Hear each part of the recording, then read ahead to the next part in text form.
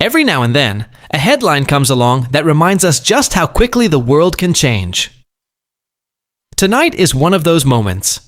The United States has launched another wave of airstrikes against targets in Iran following a deadly attack on American troops, marking what officials describe as the 8th consecutive night of military operations. Whenever tensions between Washington and Tehran escalate like this, the stakes extend far beyond the battlefield. This isn't just another breaking news alert. It has the potential to affect global security, energy markets, diplomacy, and the lives of thousands of service members stationed across the region. The immediate question is whether these strikes will restore deterrence or trigger another dangerous cycle of retaliation. Stay with me, because the details behind this operation matter just as much as the headlines. If you believe the path forward is built on progress, diplomacy, and responsible leadership, hit that subscribe button. Let's build the strongest community for thoughtful political discussions together. Good evening. We come to you with breaking news from the Middle East. Take a look here. Phil Stewart says breaking U.S. military says it has targeted Iranian IRGC forces that launched deadly attacks against U.S. service members in Jordan on July 17th. The Central Command putting out this statement saying U.S. Central Command completed another round of strikes against Iran on July 18th at 11:30 p.m. Eastern at the Commander-in-Chief's direction.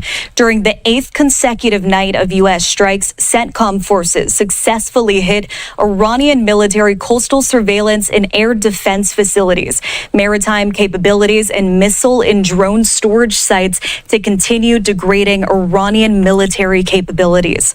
American military assets also targeted Islamic Revolutionary Guard Corps forces that launched attacks against U.S. service members in Jordan on July 17th. More than 50,000 U.S. men and women in uniform are operating across the Middle East. They remain highly vigilant, focused, lethal, and ready.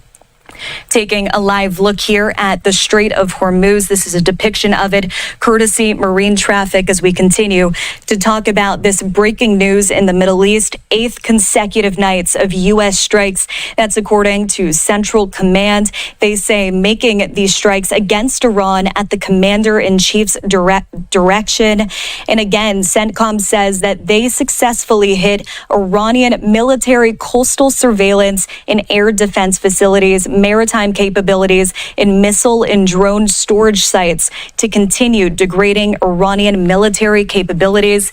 This is news here on Live Now from Fox. We are continuing to keep our eye on. You can see Phil Stewart tweeting out this breaking news just moments ago. Here on Live Now, it's a story we continue to follow. Let's take.